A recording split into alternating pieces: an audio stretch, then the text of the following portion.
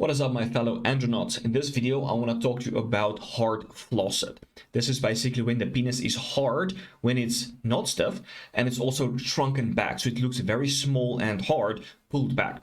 This is not a good look, especially if you're wearing a Speedo. So it could be an embarrassing scenario, even if you are married. You do not want your spouse, your girlfriend to see you all shrunken up.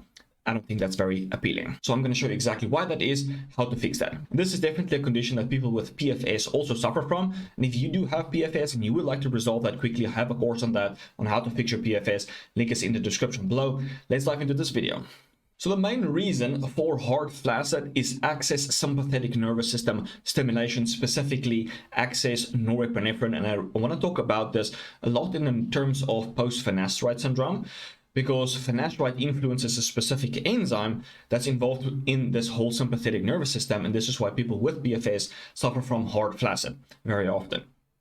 So norepinephrine, or excess amounts of norepinephrine, contributes to erectile dysfunction and contraction, and it contracts the penis, right? It makes it small and hard. It contributes to premature ejaculation and also loss of sensitivity. Basically, it's high pain tolerance. So people with high norepinephrine tend to have a very high pain tolerance, and it might also cause a desensitization. Now, keep in mind, if you have high noradrenaline, it might start to desensitize the alpha-2 adrenergic receptor. And so specifically, this alpha-2 adrenergic receptor is involved in the sensitivity of the penis. So when you have high norepinephrine, you're basically desensitizing this enzyme.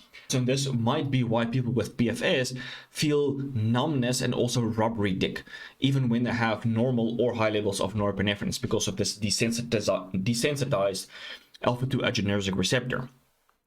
Then you have adrenaline, and so your body converts noradrenaline into adrenaline with the enzyme PNNT. And so adrenaline improves erections. So where noradrenaline inhibits erections, adrenaline helps with erections. And so also adrenaline helps to improve sensitivity. So people with high levels of adrenaline tend to have low pain tolerance, again, that sensitivity aspect. So this is why you want this ratio. So if you have high noradrenaline, adrenaline, you probably have erectile dysfunction, premature ejaculation, and or insensitivity of the penis. Versus if you have low norepinephrine, high adrenaline, you might have a lot of performance anxiety and those kind of stuff, and low pain tolerance, right? So both dysregulation, either too high or too low, will contribute to erectile dysfunction. You want a optimal amount of these catecholamines, the optimal conversion. But the main thing I really want to talk about here is norepinephrine that is too high. So very oftentimes when people get overly excited with the sexual stimulation, they might actually get erectile dysfunction. And so when you're stressed, you oftentimes have hard flaccid as well. So it's definitely the overactivation of the sympathetic nervous system in general that contributes to this hard flaccid syndrome. So you want to lower excess norepinephrine. So the way we lower norepinephrine is by acting on the alpha-2 adrenergic receptors and agonists. It binds to it because it's the autoreceptor. So when you bind to the receptor, the body creates and releases less norepinephrine. So norepinephrine levels drop.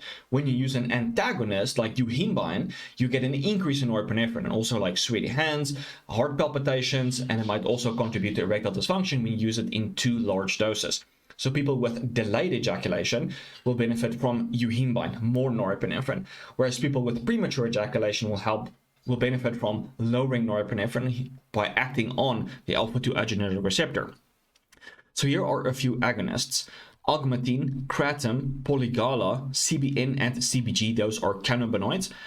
And amintoflavone. So you can start with one and just go through all of them. You can try augmentin, CBN, CBG, polygala, kratom, depending on what you want to go with and what you can find readily available. Start maybe with augmentin, use 500 milligrams, and then really start to ramp up the dose. 1 gram, 2 gram, 3 gram. Ramp up the dose until you find your sweet spot. Also keep in mind that very often compounds combine really well when you synergize them, right? So augmentin might work very well with CBG or kratom. So you combine two and they will work better together than either one alone. Here are additional strategies how to lower norepinephrine in general. Include zinc, theanine, magnesium, and most adaptogens, because when you are in a stressed state, it stimulates the fight and flight nervous system, right? The sympathetic nervous system. And so when you just calm down, it will really help to calm the sympathetic nervous system down and lower your norepinephrine. So make sure you eat a lot of zinc, red meat, for example. You can supplement some theanine, magnesium, and or just any kind of adaptogen really that will help you to calm down. Then we have GABA agonists. When you activate the GABA receptors, it downregulates the sympathetic nervous system. And this is why people abuse GABA agonists to help deal with their stress, and they become addicted to it. So any kind of neurosteroids, such as 3-alpha-diol, which is a metabolite of DHT and allopregnanolone, they act either on the GABA receptor or they upregulate the sensitivity of the GABA receptor. So you want to make sure that your 5-alpha reductase is on point for you to feel amazing. By the way, if you would like to maximize your 5-alpha reductase, I have a course on that, how to maximize your DHT. Link is in the description below.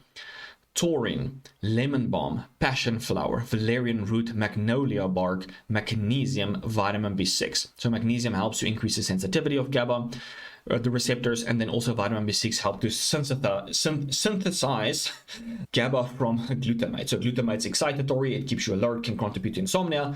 Vitamin B6 helps to convert that into GABA, so it can help you to chill out and feel better in general.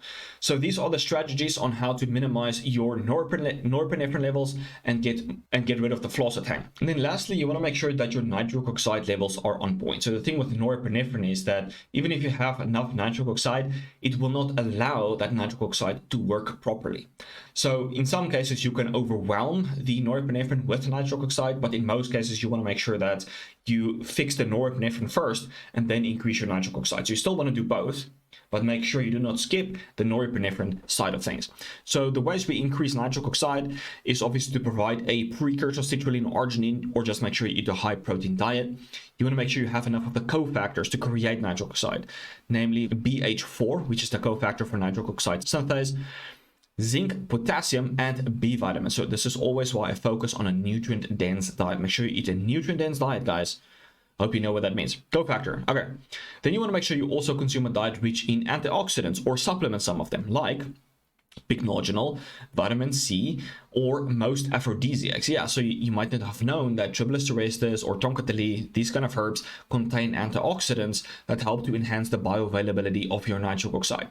So when you do not use an antioxidant and you have free radicals roaming around in the body in excess, it will react with the nitric oxide and then create a very toxic additional free radical called peroxynitrite. So you want to make sure that your nitric oxide is in a good point, but your free radicals are low. And so this is why you want to use some of these antioxidants. And so this is why also using pycnogenol with citrulline makes citrulline significantly better than just using citrulline or arginine by itself. Then you want to use herbs that stimulate nitric oxide synthase. And that is, again, most aphrodisiacs like tonkatali, Tribulus terrestris, maca, those kind of stuff. And lastly, you also want to use PDE5 inhibitor herbs. And so no, it's not just hornygoat weed, but also other herbs like tonkatali, tribulus, akarkara. And again, most aphrodisiac herbs will influence one or more of these pathways that help to increase nitric oxide or make it stronger. You don't have to use Cialis or a specific herb that someone touted to be like the best PDE5 inhibitor. Most aphrodisiacs will work, but you got to focus on being healthy, low oxidative stress, eating a nutrient-dense diet to make sure everything's on point. So again, if you want to maximize your DHT, I have a DHT course. If you have PFS, you want to fix that, I have a PFS course. If you want to maximize your erections, I have a erection course as well. Links are in the description below, guys.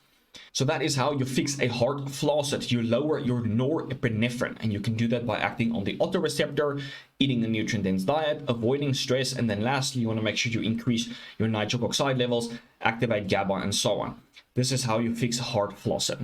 If you have any questions, please leave that in the comments below. Also, I would like to hear from you guys what has worked for you to fix your heart flaccid. Please drop that in the comments below as well. So hope you learned something new, and I will check you in the next one. Cheers, guys.